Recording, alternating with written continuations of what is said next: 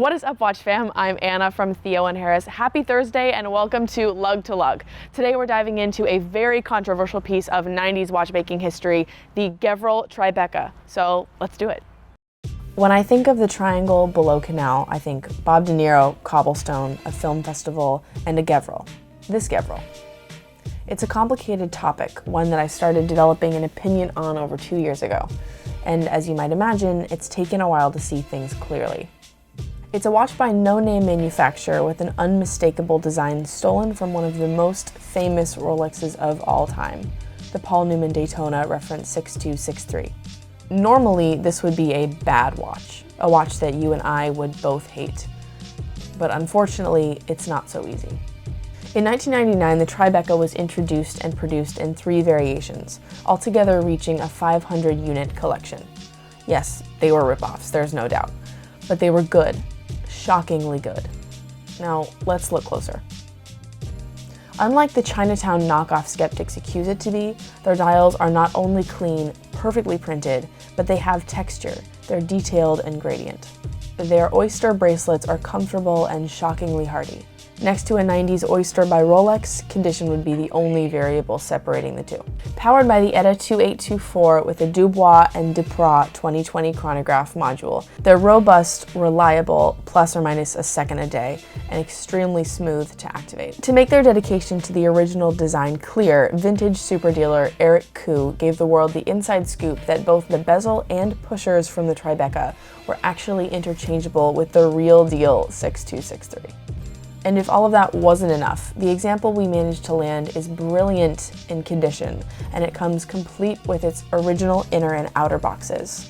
Okay, so it's a good watch. We've established that.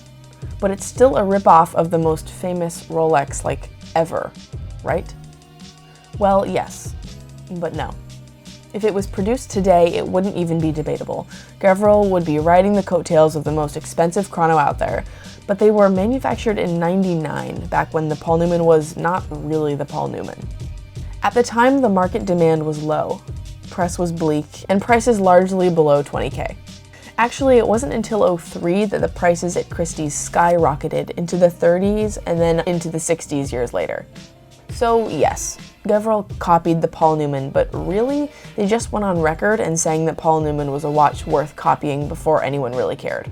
As I mentioned, 3 Tribecas were produced, this example modeled after the black 6263. It's estimated that less than 20 are known, and when they come up for sale, they do really, really well. Like lot 23 of the 2013 Christie's sale in Geneva. That famous black 6263 that brought in 1.1 million. Although manufactured 18 years ago, it wasn't really until about 2 years ago that the Tribeca got some much-deserved attention.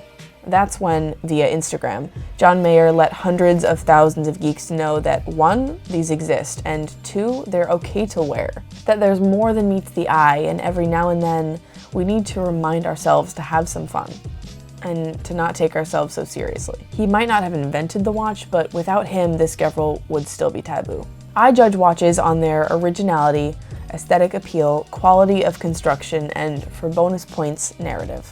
While the Gevril Tribeca, like all homages, may flunk on originality, the rest, the Workhorse Movement, near identical Oyster case, beautifully made dial, solid Oyster bracelet, and claim to the Paul Newman before it was the Paul Newman, makes it worth our time. So yes, it comes as no surprise that I am proud to be part of the team bringing this Gevril Tribeca number 295 out of 500 to the public. That I am proud to announce it's officially for sale in the watch shop at theoandharris.com.